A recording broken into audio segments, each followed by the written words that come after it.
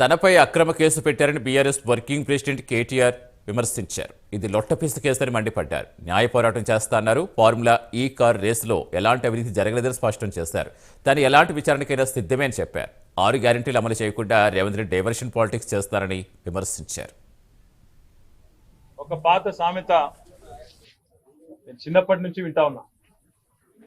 పచ్చ కామెర్ల వాళ్ళకి లోకమంతా పచ్చ కనబడుతుంది.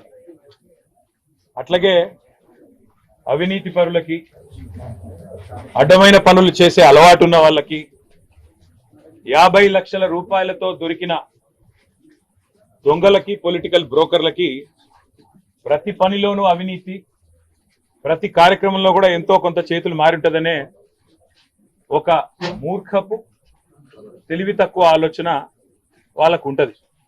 స్వతహాగానే అది అంటారు కదా, పుర్రెలో పుట్టింది కదా ఎక్కడ పోదు అంటారు కదా, అట్లనే ఇక వారికి పుట్టుకతో వచ్చిన బుద్ధి అది. మనం చేయగలిగింది ఏమీ లేదు. నేను ఏసీబీ ఆఫీస్కు పోయినా లాయర్ తీసుకుపోతా అని చెప్పినా, లాయర్తో సహా విచారణకు హాజరవుతా, మీరు ఏం అడిగితే చెప్తా అని చెప్పినా నువ్వు భయపడ్డావు, నేను భయపడలేదు. నేను అర్ధగంట 40 నిమిషాలు ఎదురు చూసినా నీ వ్యవస్థ ఎందుకో కానీ మరి నా నుంచి ప్రశ్నలు అడగడానికి వెనకకు పోయింది. అట్లాగే కోర్టుకు పోయినా, కోర్టులో హైకోర్టులో పిటిషన్ వేసినాం. ఏమని? ఇది అక్రమ కేసు, ఎఫ్ఐఆర్ తప్పు, ఎఫ్ఐఆర్ అనవసరపు సెక్షన్లు, అక్కరలేని సెక్షన్లు ఇష్టం వచ్చినట్టు పెట్టినారని చెప్పి వాదించినాం. సరే, కోర్టు ఏ కారణం చేతనైతే, ఎందుకంటే న్యాయ వ్యవస్థ మీద మాకు సంపూర్ణమైన గౌరవం ఉంది, న్యాయమూర్తుల మీద సంపూర్ణమైన విశ్వాసం కూడా ఉంది.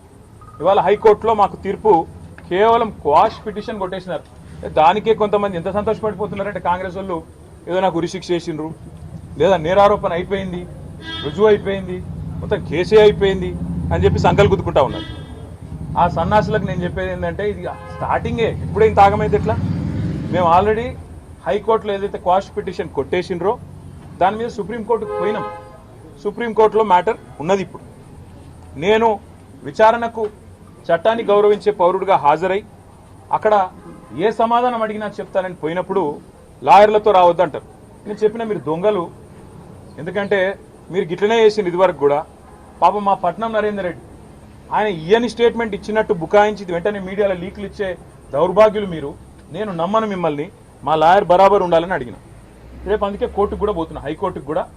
నాకు న్యాయవాదుల సమక్షంలో విచారణ జరగాలి అని కోరుతూ హైకోర్టుకు పోతున్నా. తప్పేమున్నది అందులో?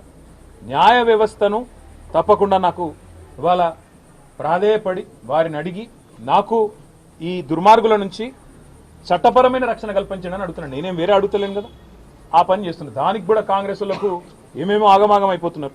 ఇక కొంతమంది మంత్రులు అయితే వాళ్ళే న్యాయమూర్తులు అయిపోతున్నారు, వాళ్ళే శిక్షలు వేస్తున్నారు, వాళ్ళే చెప్పేస్తున్నారు నెక్స్ట్ ఏం జరగబోతుంది, ఇదేమైతుంది, అదేమైతుంది. వాళ్ళకి నేను చెప్తా ఉన్నా, ట్రయల్ మీడియాలో జరగదు, ట్రయల్ సెక్రటేరియట్లో జరగదు, ట్రయల్ మంత్రుల పేషీల్లో జరగదు, ట్రయల్ న్యాయస్థానాల్లోనే జరుగుతుంది. గతంలో మీరు ఇట్లాంటివి అనుభవాలు ఎదుర్కొన్నప్పుడు మీరు కూడా కోర్టుకే పోయినారు, మేము కూడా ఇప్పుడు కోర్టుకే పోతున్నాం. దానికి ఇంత గగురుపాటు, ఉలికిపాటు ఎందుకో మంత్రులకు నాకు అర్థం కావడం లేదు. అరపైసా అవినీతి కూడా జరగలేదు, రూపాయి అవినీతి కూడా జరగలేదు.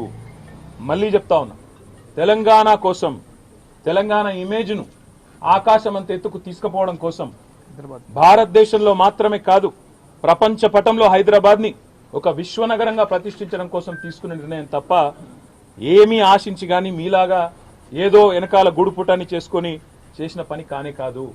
ఇక్కడ మొబిలిటీకి కేంద్రంగా భవిష్యత్తులో ఎలక్ట్రిక్ వాహనాలు ఏవైతే వస్తున్నాయో వాటన్నిటికీ ప్రధాన కేంద్రంగా హైదరాబాద్ను, తెలంగాణను తీర్చిదిద్దాలనే ఒక ఉత్కృష్టమైన ఆలోచన చేసినాం తప్ప మీలాగా నికృష్టమైన ఆలోచనలు మాకు లేవు. మళ్ళీ చెప్తా ఉన్నాను, మీలాగా దివాలా కోరు పనులు చేయాల్సిన కర్మ మాకు లేదు.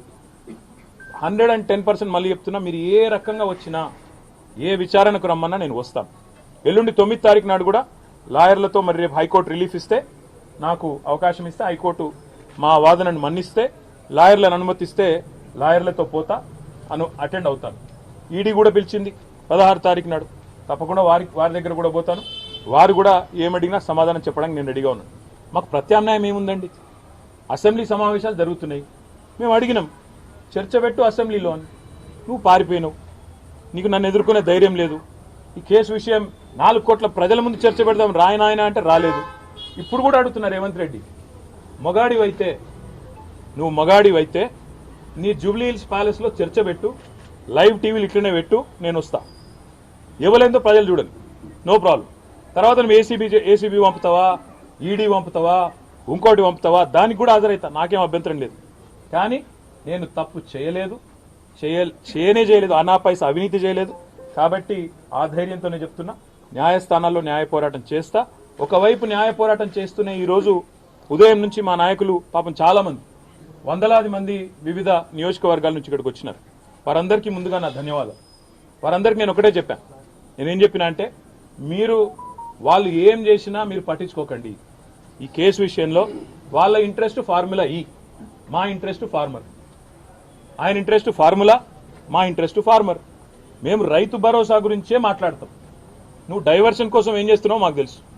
నీకు తెలిసిందే కదా, ఒకటి డిస్ట్రాక్షను, డిసెప్షన్. ఈ మూడే తెలుసు నీకు. ఎలక్టరల్ బాండ్స్ విషయంలో పొంగులేటి శ్రీనివాసరెడ్డి గారికి నేను ఒక సూటి ప్రశ్న అడుగుతాను.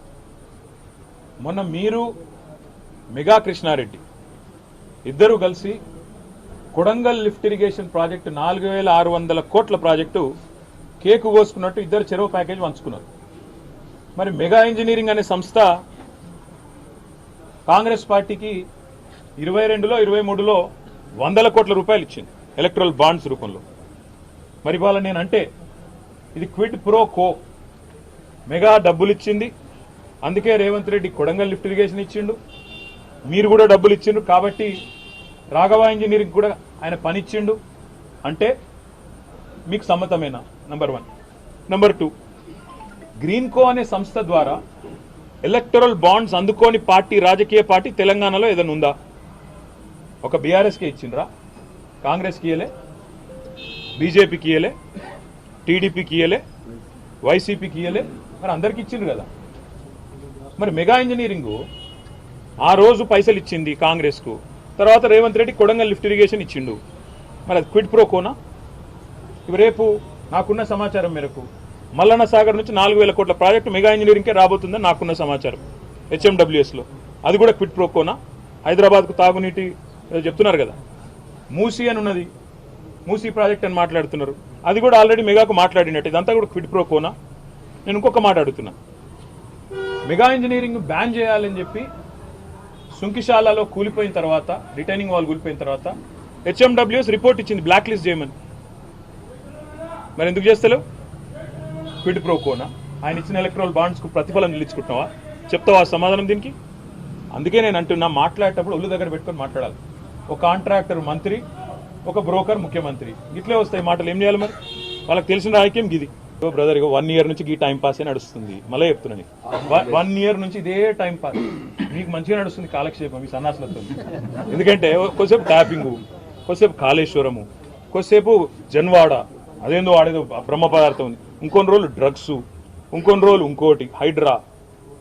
ఈ డ్రామాలు తప్ప రైతులు ఎక్కడ వాయే, రైతు భరోసా ఎక్కడ వాయే, నువ్వు ఇచ్చిన 420 హామీలు ఎడవాయే, 6 గ్యారెంటీలు ఎడవాయే, తులం బంగారం ఎడవాయే, స్కూటీ ఎడవాయే, ఒక్కరన్నా అడుగుతురా బ్రదర్ మీరు? ఎంతసేపు ట్యాపింగు, కాళేశ్వరము, ఇది అది పెట్టు. మాకు ఇంకోటి కూడా తెలుసు బ్రదర్, ఇది ఆరంభం మాత్రమే. మా మీద కూడా కేసులకు ఇంకా 4 ఏళ్ళ చాలుంటాయి. మాకు కూడా తెలుసు అది. ఇంకా 4 ఏళ్ళ చాలుంటాయి. అన్ని ఎదుర్కొంటాం. అన్నిటికీ ఇవాళ రక్షణ కవచంలాగా ఈ దేశంలో న్యాయ వ్యవస్థ ఉంది. ఇట్లాంటి దుర్మార్గుల పన్నాగాలను అడ్డుకోవడానికి నాకు భారత రాజ్యాంగం ఒక పౌరుడిగా అంబేద్కర్ గారు అందించిన హక్కు న్యాయ వ్యవస్థ. తప్పకుండా న్యాయ వ్యవస్థ మీద మాకు గౌరవం ఉంది, సంపూర్ణమైన విశ్వాసం ఉంది.